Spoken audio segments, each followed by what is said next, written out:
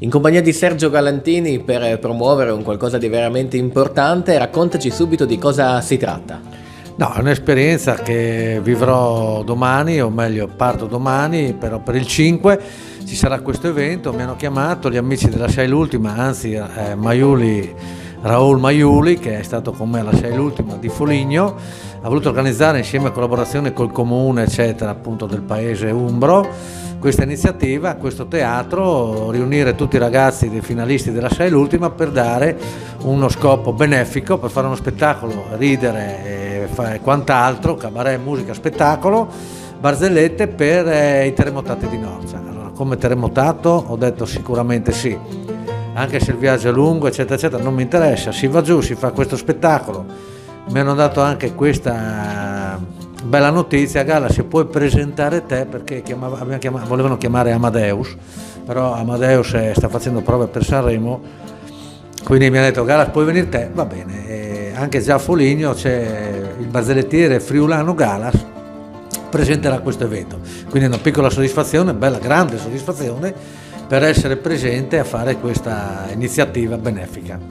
E la beneficenza, diciamo, fa parte un po' sempre dei tuoi spettacoli, delle tue serate, degli incontri, delle feste in cui stai insieme alle persone e regali dei sorrisi. Come nasce Sergio Galantini? Ormai lo sappiamo tutti, ma lo riassumiamo brevemente e poi raccontaci anche come si è servita l'esperienza che hai vissuto a Mediaset alla Sei l'Ultima. Beh, nasco nel web, su Facebook, nei social, raccontare barzellette è stato sempre il mio, nell'indole, soprattutto in reparti dove per tirare sul morale, soprattutto ai bambini, agli anziani.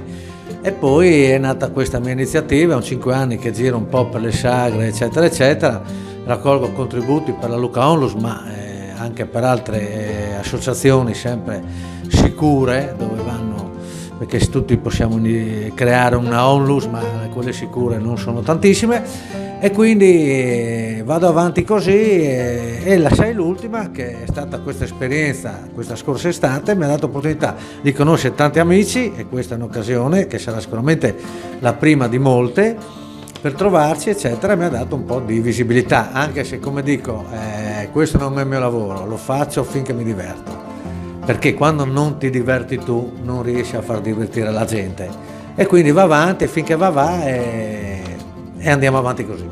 Va bene, allora noi ti auguriamo in bocca al lupo, un buon viaggio da Udine a Foligno per uno scopo assolutamente benefico. Tutti i fondi infatti verranno raccolti per le popolazioni di Norcia. Come ti senti e quale spinta ti dà questa motivazione della beneficenza?